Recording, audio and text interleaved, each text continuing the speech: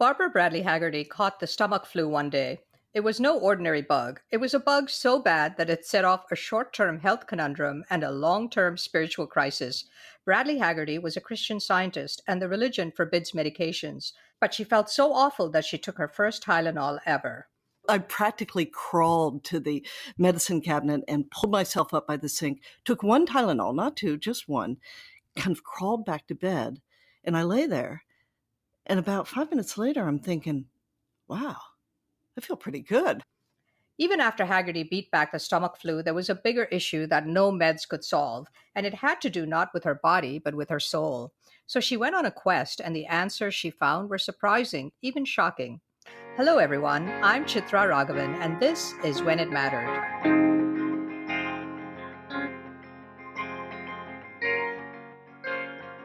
This episode is brought to you by Good Story, an advisory firm helping technology startups find their narrative.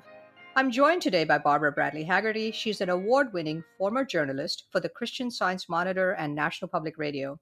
Hagerty currently is a contributing writer to the Atlantic Monthly, and she's the author of Fingerprints of God, What Science is Learning About the Brain and Spiritual Experience. Barb, welcome to the podcast. It's great to be here.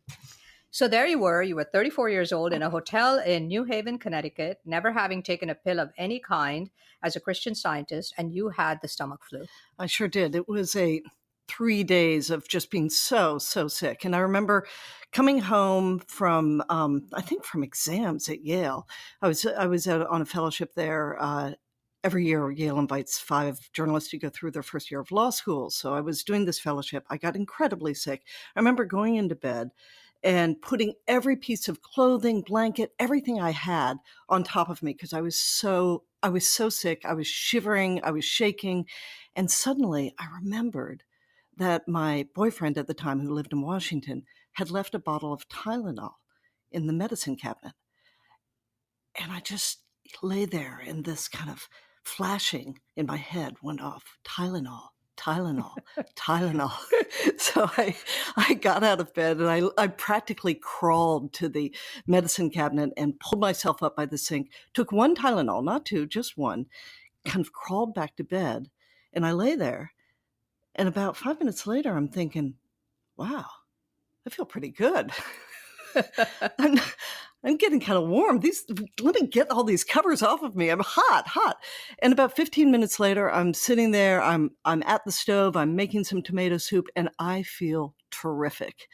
Now, that was the beginning of the end for Christian Science for me. And I kind of made a philosophical shift right then. I didn't quite leave Christian Science because my mom and dad were still Christian Scientists, and my brother had left, and he, said, you can't leave Christian Science till mom and dad die. So, I kind of felt obligated. But philosophically, I thought, oh my gosh, medicine's great. Christian Science really relies only on prayer and says that medicine essentially doesn't work. I have to rethink this, but I also have to rethink, what do I actually believe? What are the spiritual truths that I want to, put my flag on? And I remember the couple of days later, I saw my friend Laura, who was also a journalist on the same fellowship. And I told her that I'd taken a Tylenol and felt terrific. And she grabs my hand and squeezes it. And she says, oh, Barb, the whole world of pharmacology is now open to you. And it was. But it wasn't just the whole world of pharmacology. It was literally the whole world of religion, and spirituality had suddenly come open because you were confronted with this dichotomy of moving from Christian Science to Christianity. Right. That's exactly right. And, that shift came a little bit later when the journey began then. But I didn't begin to find some answers for another year and a half or so. And that was when I was assigned an article by the LA Times Sunday Magazine to do a story on why some churches grow and why others don't. And so I went out to LA and I profiled a few churches. One of them was Saddleback, Rick Warren's church. He had never done a national interview before, never done a major interview. So I was the first one to interview him. And I remember, going to Saddleback and looking like at these tens of thousands of people who are going to this church, right? My church, Christian Science churches are rather small. And so here these people are flooding in, and I want to talk to people about their spiritual journey. And I sit through the service, and it was fine. But afterwards, I was talking to a woman named Kathy Young. And she had had melanoma, and it had gone into remission. And she was just talking about her spiritual journey and how it kind of intersected with her health journey. We were sitting outside. It was dark by this point. We were sitting on a bench underneath a light. And so it was almost like we were actors on a stage, right?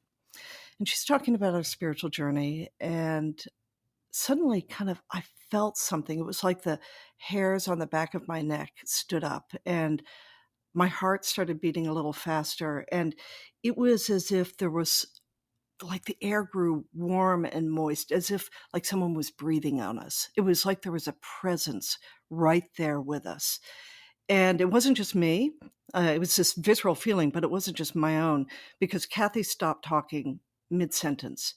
And we just sat there for like 30 or 40 seconds. It felt like an eternity, but we just sat there in this presence, and then it just receded.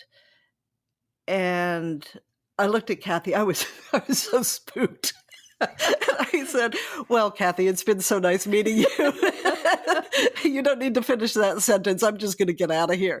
And so I drove. I remember as I was driving away from Saddleback to my hotel in LA, I thought, "Oh my gosh, what the heck just happened there? What was that? Was that a delusion? Was that the firings of my temporal lobe? Was like, what am I crazy? Or is it possible that there is a presence, you call him God or whatever you want, but is it possible there's a presence that can actually step in the circle of light and breathe on you, that can actually have a physical as well as a kind of psychological effect on you?" And that was a very, very profound experience that really started me looking for real answers.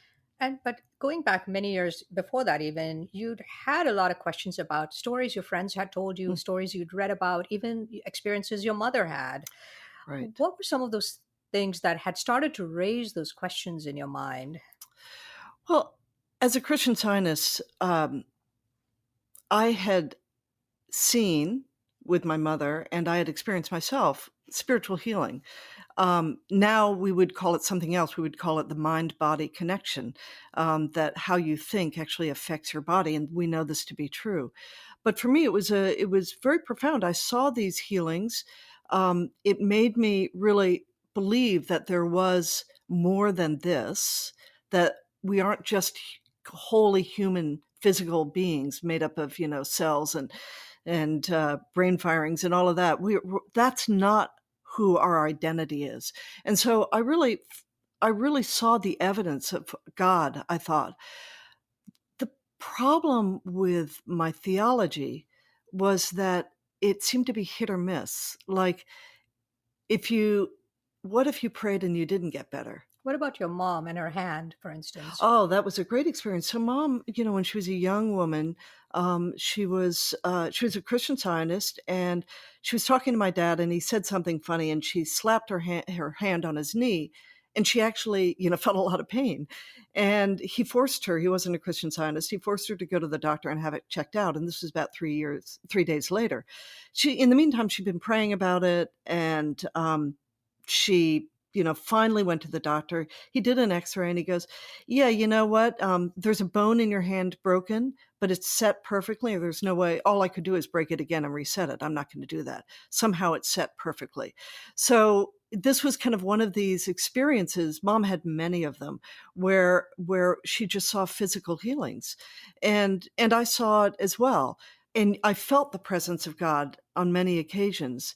The problem for me was that if sometimes it didn't work, sometimes the prayer didn't work. And did that mean that I was flawed in my thinking? It all came back to, was I wrong, or was I praying badly, or was I not worthy of healing? What was going on with that? And so it made it feel a little bit kind of random at times. And what I really wanted was a sense of I wa- Definitive. Not only definitive, I wanted a theology that actually accepted the world the way it was, right? Because in Christian Science, there's this thinking that um, this world of the humanness is it's a mirage, and what's really true is the spiritual world. That's hard to say that this table isn't real. That's a hard one to swallow, right? So I wanted a theology that would take into account the fact that we're human beings, that we're material, that we're flawed, that bad stuff happens, that cancer fells really, really good people, that we go to war, that people are bad, right? I wanted a theology that would take into account the good and the bad and the ugly. And I didn't have that as much with Christian Science. And so when I began my search, I was really looking almost for a narrative. And that's what I found with Christianity. People find it in all sorts of ways. I'm not an evangelist here. All I'm saying is that I found it in the narrative of Christianity because, being a storyteller myself, when I started to read, Matthew, Mark, Luke, and John, there was a story there, and it made sense to me, and it contradicted the theology of Christian Science. So basically, I ended up with Christianity partly because the story made sense. But for a long time, you were worried about pursuing those answers. I know you, and we work together, and we are both hard-bitten journalists. And you had some concerns about going down this path. What were those concerns? Yeah, I had concerns, two types of concerns. When I began thinking about these questions that I wanted to answer, is there more than this, that kind of thing. There were two concerns. One is, if I explore these questions and look at, say, the science of spirituality, look at the evidence for God or whatever, would I find out that God is just a sham? That I've organized my life around this false notion that there's more than this? That was one set of kind of risks that I was taking. The other set was, would I be? I mean, what would my other friends at NPR think of me if they knew that I was like this, strong believer and believed in more than this, that there's an afterlife, that we have a soul, that there's, that religion makes sense? What would people think of me? And because, I think journalists are so skeptical, and I mean, just in the way we report religion, it's kind of, as anthropologists, aren't these funny little people who have all these funny little beliefs? Aren't they interesting? Well, now I was one of these people Or who had all kooky, these even. funny, right, or kooky. So what would people think if they knew that I actually had this set of beliefs?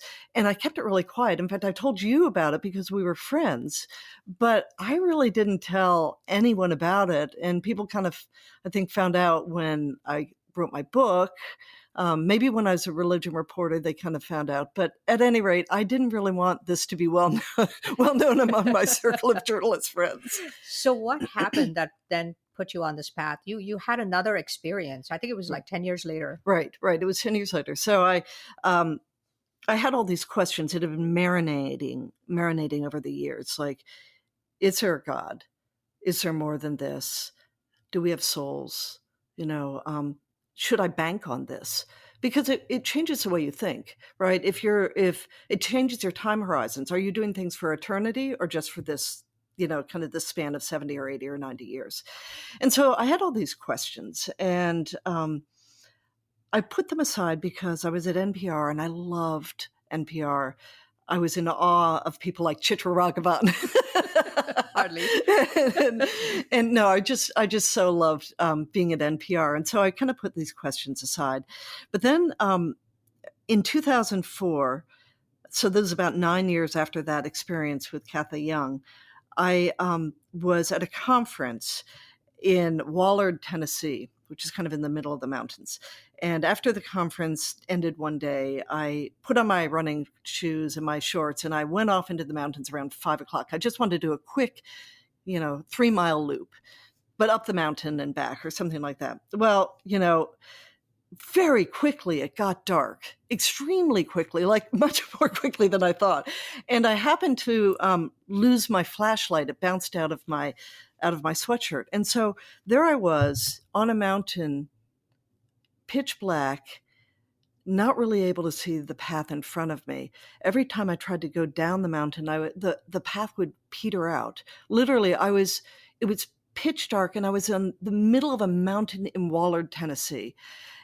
And I was scared, but I just didn't know how to get off the mountain. And so at one point, literally about 3 hours into this, I see some lights off in the distance. And I think, hallelujah, I'm going to be able to get off this mountain. So I just kind of made a beeline through the jungle toward those lights, clapping my hands and singing, "Whither shall I go from thy presence" at the same time, keeping the bears away and kind of invoking God, saying, "Hey, I'm here, let's get off this mountain." And you had no light. I had no light, no. And so except for those lights I saw in the distance. So I come down the mountain. I'm thinking I'm about to, meet the person who's going to drive me back to the hotel. And there in front of me is this swollen stream that is rushing down the mountain. It's about 40 feet wide, and it's swollen with all the kind of the snow from the water that's melted from the snow from the winter time, because it was early spring. And I remember kind of stepping into the stream thinking, well, I got to go across. And it basically almost takes me down the stream. And I had this image, Chitra, of, 3 days later, this poor fisherman finding my bloated body slapping softly against the bank, And so I stood there for a while, and I thought, I don't have a choice here. I've just got to go across the stream. So I did. I plunged, I'm fully dressed. I plunged into the stream and managed to kind of tumble my way across and get onto the other side, and ran up to the door of the house where I'd seen the lights and knocked on the door. And this woman comes to me and she says, "Oh, honey, you're all wet." She opens the door. "Oh, honey, you're all wet." And I just began to sob because I was so relieved, but also I'd felt kind of alive in a way I hadn't felt in years, that there was this challenge and I overcame it. And that mountain and that stream became a metaphor for me, because in many ways I was kind of spiritually wandering around the mountain. And I knew I had to ask these questions that could either take away my belief in God or cement it. I knew I had to cross the stream, and I decided to do it. And so then I ended up writing my book. That's an incredible story. And so you started looking for people who could answer these questions, and you found this incredible community. Tell me about the types of people Right. you found. Yeah, I found people of every stripe. The thing about this book is it wasn't about religion. It was about spirituality, spiritual experience. And so what you find is that people can be of all sorts of religions or none, and have had these profound spiritual experiences, many of which are, they're kind of similar. So I interviewed Buddhists, I interviewed, Sufi mystics, I interviewed Catholics and Protestants, I interviewed Jews, I interviewed Muslims. I mean, I interviewed all sorts of people. I interviewed people who had had near-death experiences. I interviewed people who came out of these experiences believing that God was quantum mechanics. Well, at one point you say in your book, is he an electrician? Is he a chemist? Right, exactly. So I interviewed all of these people, and what I found is that they had these similar spiritual experiences. And the metaphor that was given to me was that it's kind of like spokes in a wheel, and that these religions or non-religions, these paths, represent different spokes, but they're all heading toward the same hub. Or emanating from the same hub, that they all have at their center kind of this spiritual transcendent experience. And whatever you want to call it, Islam or Christianity or Judaism or whatever you want to call it, there is at the center a very similar spiritual experience. And one of the studies I looked at really drove that home for me. There's a man named a neurologist named Andrew Newberg at the University of Pennsylvania, and he wrote a book called "Why God Won't Go Away." And what he would do is he'd put various people into a brain scanner, and he would do a PET scan so he could see what was happening to their brain as they did various things. So he did this with Buddhist monks, Franciscan nuns, Sikhs. He did it with people of various religion. And he asked them when they got in the brain scanner, not all at once, it'd be crowded That in would be a there. sight. um, he asked them to kind of just do their prayer or meditation or whatever it was, just to kind of go to that deep place where, for the nuns, it was, focusing on Jesus. For the monks, it might be this sense of kind of the ground of being, whatever it might be, go to that deep place. And then he watched what would happen to their brains. What was incredible is that he saw two things. One is their frontal lobes, the part of the brain that kind of handles concentration and focus, right? Those lit up. The monks and the nuns, different religions, both lit up. And the parietal lobes, the part of the brain that tells you where you end and the rest of the world begins, it orients you in time and space, right? That went dark. So the feeling people would have is a sense of unity with all things. It could be unity with the Holy Spirit. It could be the ground of being, the universe, but it's unity with all things and a sense of timelessness, to a kind of a connection to eternity, that this moment is all there is, right? So both the nuns and the monks, different religions, had the same kind of spiritual experience. It's like one used MapQuest and the other used Google Maps, and they went the same route and they got to the same place. So from the point of view of the brain, spiritual experience is spiritual experience. It isn't about religion. It's about the experience itself. And that was really enlightening for me. For one thing, I don't like exclusivity. That's one of the hard things about religion.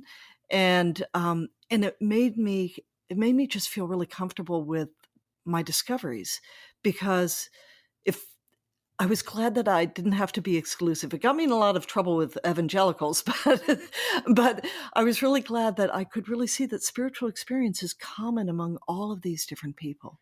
Okay. So one of the fascinating things that I thought was that just because you were Christian or Hindu or Buddhist didn't necessarily mean that the spiritual experience you felt had to do with that particular deity. Absolutely. In fact, it usually didn't. I mean, sometimes people would see Jesus. Some Christians would see Jesus. And that makes sense because that's kind of been in their memory banks, right?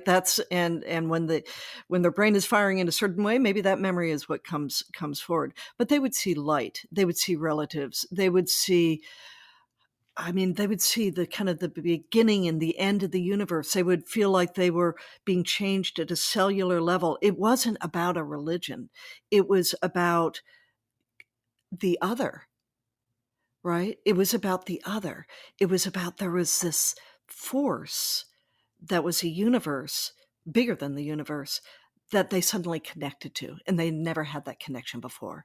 And before we talk about some of the other sort of similarities you found in these experiences, I want to say that you were talking to all of these seekers, but there were also medical and academic seekers and scientific seekers. You found that whole other community of people, and I was fascinated.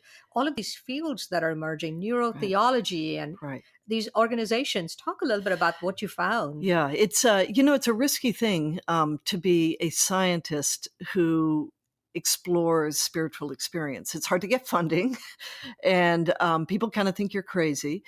But what I found is that there are, in all sorts of areas, whether it's genetics or whether it's neurology. You mentioned neurotheology. That's a study of the brain and what happens in, like Andrew Newberg, what happens when when you are experiencing God or the other. There are people who looked, at brain chemistry. They looked at epilepsy, like people who were specialists in epilepsy were thinking about the fact that there is something called ecstatic seizures.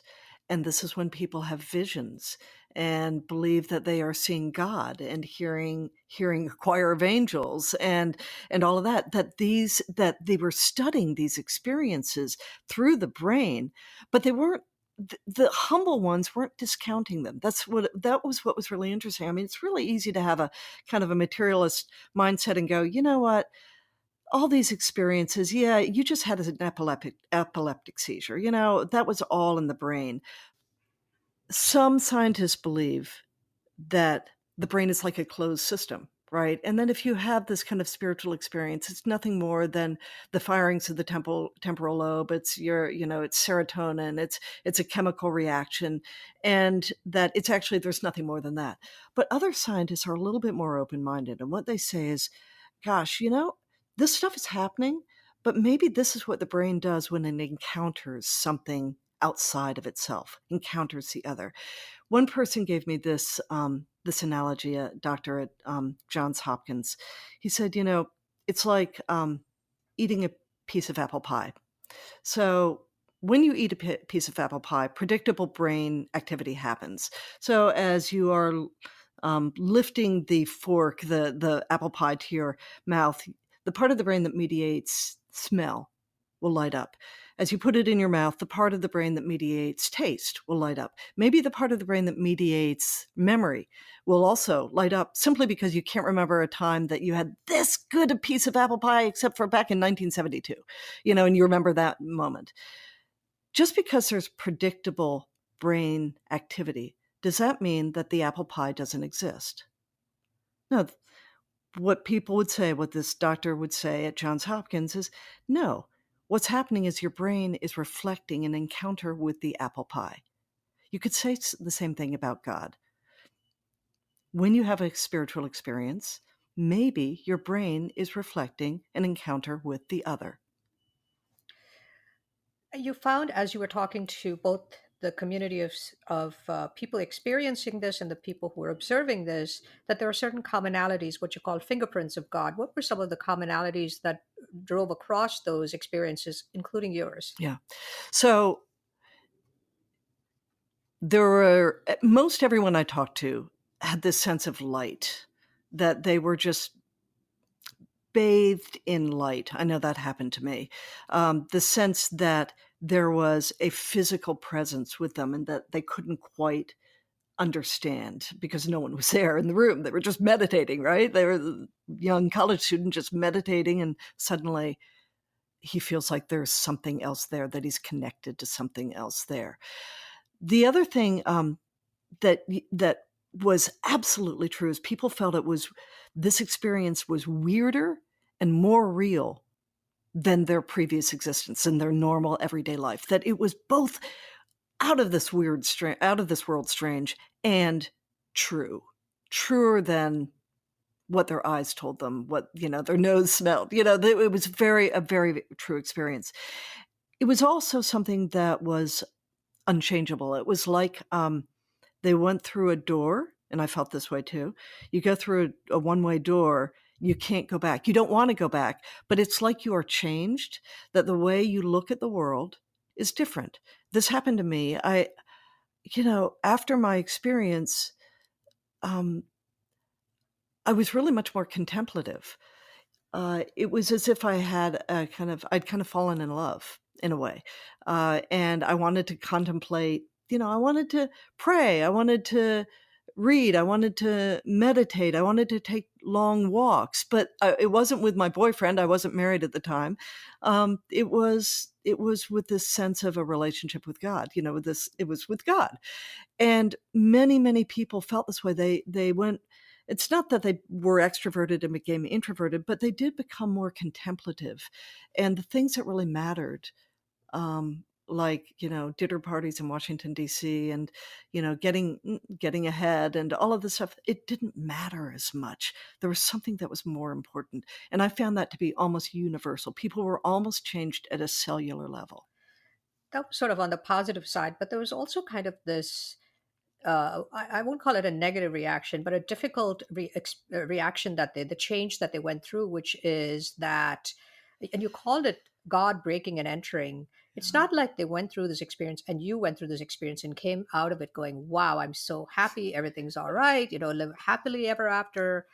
Really, this could actually break you in its own way. Yeah, And you found that with people like Sophie Burnham, for right, with instance. Sophie Burnham. She was Sophie Burnham is kind of exhibit A in a profound spiritual experience that really upends your life. I remember when I met her, I thought, oh my gosh, when I heard her story, I thought, oh my gosh, please don't let this happen to me. So Sophie Burnham was a journalist, and she was married to a journalist, and they were kind of in the journalism circuit, and she got an assignment to do a story for Town and Country down in Peru, and she took a side trip to Machu Picchu. And while she was there on the mountain, she was with other people, other tourists, but she had the sense that she had to just get away, get away, get away. And she found a quiet place to be. And she had this profound, I mean, like one of the most profound spiritual experiences I've ever heard. It was truly otherworldly, where she first felt this great darkness and despair. And then it just turned into light. And she felt as if, again, she was being changed at a cellular level, but she also said it was like she saw light all around her, as if she was seeing the particles of God. And she just lay there for a long time, just absorbing, feeling like she was absorbing the beginning, Alpha and Omega, the beginning and the end of the universe. That's how she described it. And that suddenly she had a completely different perspective. And so she's lying there, having this spiritual experience, and finally she's about to miss the bus. So I guess there was enough temporal sense for her to look at her watch and go, oh, I better get back to the bus. And she gets back to the bus. And this was a very, very profound experience. She comes back to Washington, and the way she described it, I love the metaphor. She said, everything was like ashes in my mouth. That this was so profound and so encompassing that she no longer really wanted to participate in the life she had before. And she ended up getting a divorce. She became an author, but about spiritual things. She ended up living a much more kind of quiet and solitary life. And I remember when I met her, I just thought, oh my goodness, please don't let this happen to me. I had a spiritual experience. Thank goodness mine was not quite as earth shaking as hers, because I really, while I do have a changed sensibility, kind of changed preferences for how I spend my time, I also wanted to be a normal person. And I wanted, to be, I love my job at NPR. I didn't want to leave it. I remember, Chitra, when I was at NPR and I loved being there, but I also was kind of torn, because I thought, gosh, if you have these kind of spiritual experiences, maybe I'm really supposed to be in ministry. And you and I actually talked about this on the way to Starbucks. We went to Starbucks a lot, and maybe I'm supposed to be in ministry. And so I remember I was praying one day, sit right over there, and thinking about this and thinking, well, maybe I should be in ministry. And a couple of days later, this pastor from a megachurch offered me a job to start a Christian radio program. And I remember thinking, well, you know what? This must be my calling. This is exactly what I should be doing. God prepared me to, know how to do radio, and now I can do Christian radio. I was a little weird about it, but whatever. This must be what I'm supposed to do, because it's all dropped in my lap.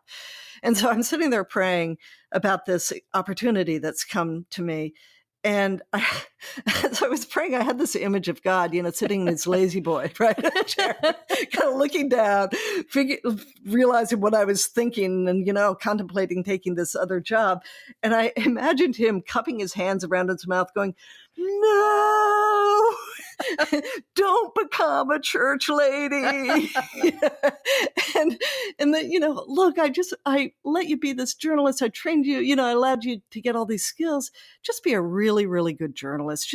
But approach it in a different way, in the sense of, have a servant's heart, share your sources with people, invest in the younger journalists. Don't be jealous of them because they're smarter than you are, invest in them, and just kind of take a different approach. But be a journalist and be as good as you possibly can be.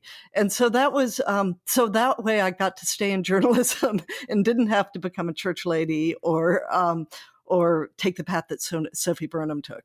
I'm glad God spoke to you, because that would have been, I think, a little wasted. Although you'd have done a great job. But, we talked about some of the fingerprints of God, the commonalities. But the one thing I think that was really also important was this idea of brokenness in people's lives, including yours. Tell me about your brokenness, and then what you found in terms of it being a commonality. Right. Yes, that is one of the commonalities among all of these people that I talked to. There's a metaphor it's in the Bible, it's probably other places too. There's a metaphor that when you plant a seed, it's a hard shell, right? It's hard. You plant a seed, and until that shell is broken, there's no life. And so brokenness is this notion that bad stuff happens that breaks you, but it's through that bad stuff, that brokenness, that you can actually come to a new life. So for me, it really happened. It happened before, in the middle of kind of researching my story for the LA Times Sunday magazine back in 1995. I was at a really broken period. Externally, I looked fine, but I had finished my program at Yale. I had not gone back to the Christian Science Monitor simply because I felt that would be a bit hypocritical. I was really straying away from Christian Science, so I really didn't feel I should do that. I had a book contract, which I hadn't signed because the one useful thing I learned at Yale Law School is don't sign a contract if you're not sure you can do it. So I had a book contract to write a biography of Aung San Suu Kyi, the Nobel Peace Prize winner in Burma. And I was uncomfortable with the book because, honestly, the more I learned about her, the less I liked her. And I didn't want my first book to be this kind of tell-all book about a Nobel Peace Prize winner who then was, one of the greats in the She could world. do no wrong at the She could time. do no wrong back then. And so, I'd left my career. I was really having second thoughts about this book I was supposed to write. I thought I was going to marry this guy that I knew I should not marry, but I was 35 and I wanted to get married.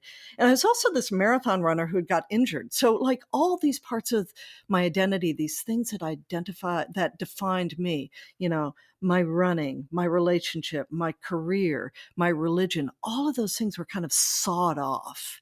And you couldn't tell this from the outside, but inside I was broken.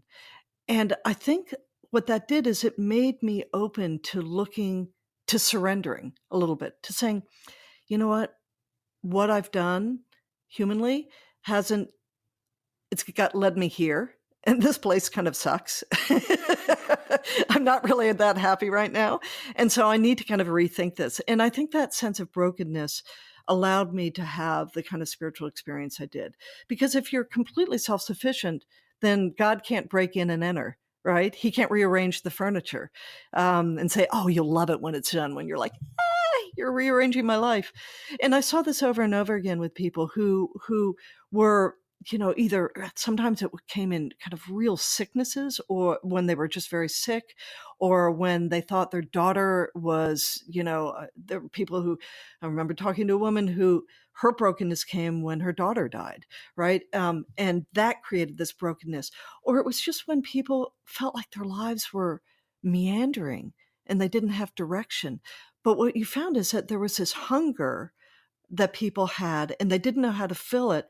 And it was only when they had some kind of either physical or emotional or career catastrophe that they were open to saying, okay, I don't know what to do.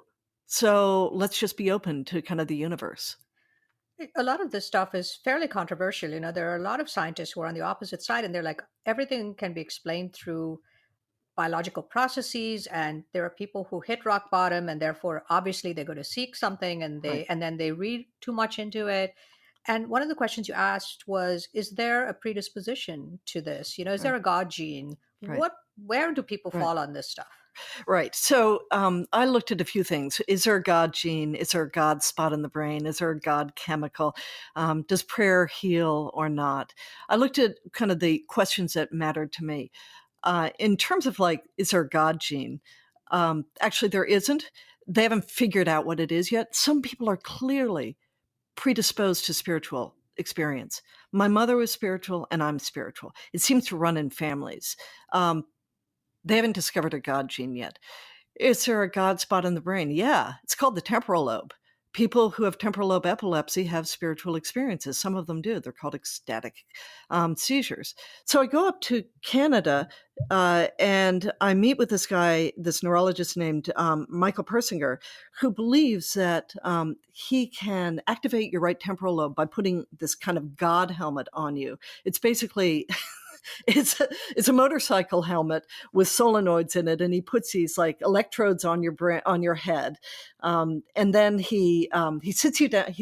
So what he did is he sat me down in this really old, crusty chair with an ottoman with a kind of an Indian saddle blanket on it. And then he puts these electrodes on your head, and then he puts his God helmet on you. So the electrodes are kind of connected to the solenoids. And then he takes these goggles and puts napkins in them so you can't look out. And he puts these goggles on your head. And then he leaves the room, and what he's going to try to do is, while you sit there in the dark, wondering what the heck am I doing? This chair smells. What he's trying to do is to activate your right temporal lobe and create this sense presence.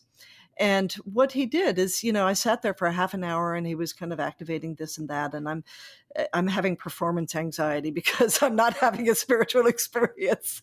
And so the experiment ended, and he said, your brain was just working your EKG was too high, your brain, you were too active, but you're almost there at a spiritual experience. I could tell you're almost there. And I'm like, yeah, right. Okay, whatever. But he had this kind of, he had said that you could activate your right temporal lobe and have this spiritual experience, a sense of a presence.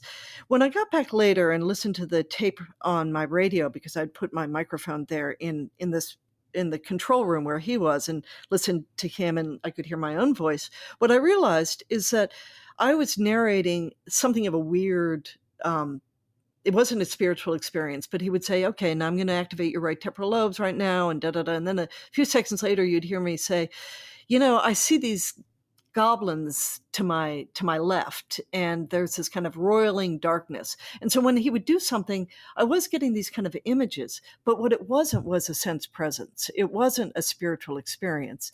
What it told me was that, yes, you can manipulate your brain to have these kind of odd experiences, but it's very, very different from having an experience with the other. But on the other hand, I want to briefly say that you also found that people who've had spiritual experiences could actually recreate them for scientists, which was fascinating. They could reach that state, see Yeah. that light on command. They could.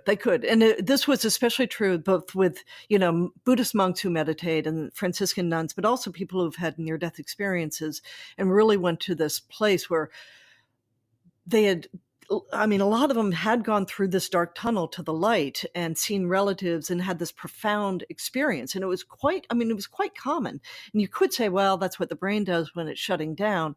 But they came back very different. And what some of these people could do is they felt that experience was so profound that they would meditate, and they were able to replicate it again and again and again.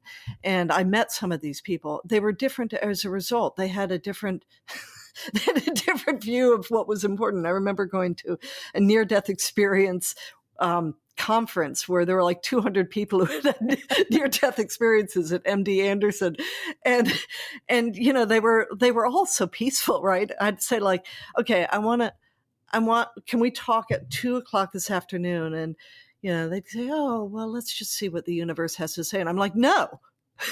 I'll see you at 2:00 this afternoon. Well, if the universe says, it's like a really different way of thinking. But they had these experiences. They cherished them. It changed the way they looked at the world, and they could go back there again and again and again. Now, this obviously changed your world. And then in 2012, you kind of had another major crisis. And the journey you had been through helped you get through this other crisis. Tell us briefly Right. about the crisis. Right. And how you were able to manage it. So in 2012, I began to lose my voice. Now, I'm a radio reporter, so my voice is fairly important. But every time I would get a cold, and even when I wouldn't, I'd lose it for 2 or 3 or 4 weeks at a time. And that was really, really inconvenient. But what happened is, in the spring of 2012, I began getting chronic pain in my vocal cords. And it became the kind of pain that was almost unbearable. It wasn't like I was going to commit suicide, but I thought, I don't know if I can do this. I don't know if I can handle this pain for another year or 2 years. And you were doing a lot of meds. I was doing a lot of medication, which helped enormously. Once I got on the meds, gabapentin and the amitriptyline, which are not like opioids or anything, but they managed to help my vocal cords. That helped an awful lot with the chronic pain. But for a former Christian Scientist, you were taking a record number of I pills. was taking 24 pills a day. You've come a long way. You've come a long way, baby. Yes, I was taking 24 pills a day. They also made me kind of sleepy and kind of like I was always trying to run through water.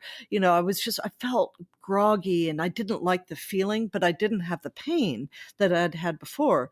So what I decided to do was get another book contract. And I frankly didn't care what, what contract it was, but I wanted a book contract so I could step away from NPR and the daily news, because what I noticed is the pain would just skyrocket when I was on deadline. So clearly it was related to stress. What would happen if I could step back from the stress, pray, meditate, and get away from that? And what would happen? What happened is that my pain levels went way down, but I also had this kind of a little bit of a crisis, because being away from NPR made me realize that doing news was really hard on me. I've been doing really hard news. I mean, you and I both covered the Justice Department. I'd been doing hard news for all my career, but especially at NPR, 19 years. And it wasn't good for me. I just wasn't cut out to do news. And it was someone had once said to me, a psychologist once said to me, when you're not in the right job, one of two things will happen. Either you'll leave or your body will make you leave. What I realized is that my body was making me leave. But who was I if I wasn't NPR's Barbara Bradley Hagerty? So this was another identity crisis. I didn't want the pain. I wasn't sure I could go back to news. I wasn't sure I wanted to go back to news. But who was I? And so what happened is I had this kind of insight that I got from my book, Fingerprints of God, which was that I've been here before. I have been at a point where my identity, the things I define myself by, have been taken away.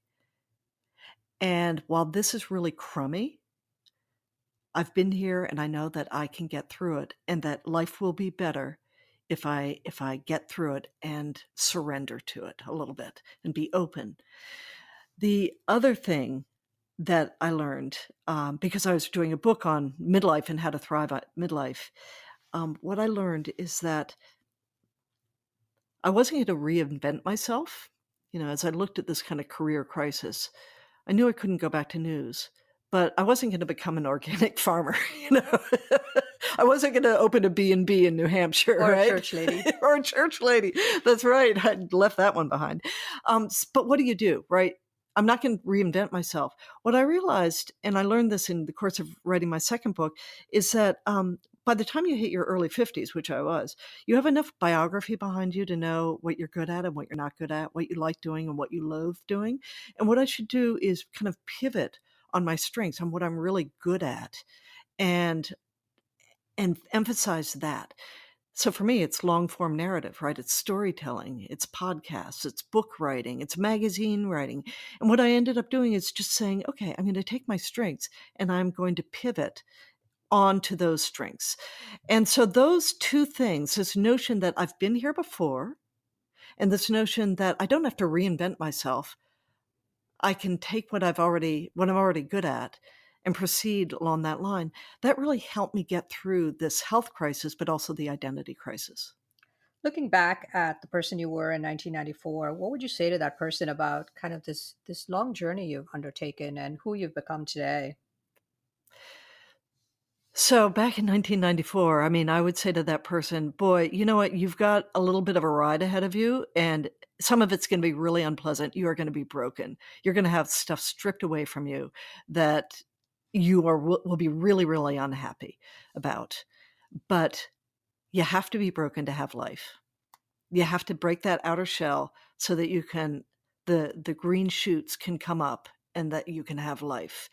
So just hang on, just be open to what happens. Just put one foot in front of the other and embrace the brokenness. That's what I would say. Barb, it's been so great having you on the podcast and fascinating conversation. Thank you. Chitra, you are so much fun. I wish we could do this every week. Can you come back next week so we can laugh? Yeah, we'll talk about your other book and your other crisis. My many crises. Thanks, Chitra. Barbara Bradley Hagerty is an award-winning journalist at the Christian Science Monitor and my former colleague at National Public Radio.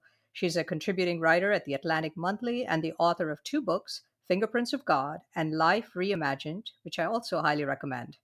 This is When It Mattered, and I'm Chitra Ragavan. Thank you for listening to When It Mattered. Don't forget to subscribe on Apple Podcasts or your preferred podcast platform. And if you like the show, please rate it 5 stars, leave a review, and do recommend it to your friends, family, and colleagues. When It Mattered is a weekly leadership podcast produced by Good Story, an advisory firm helping technology startups find their narrative. For questions, comments, and transcripts, please visit our website at goodstory.io or send us an email at podcast@goodstory.io. Our producer is Jeremy Kaur, founder and CEO of Executive Podcasting Solutions. Our theme song is composed by Jack Yeagerline. Join us next week for another edition of When It Mattered. I'll see you then.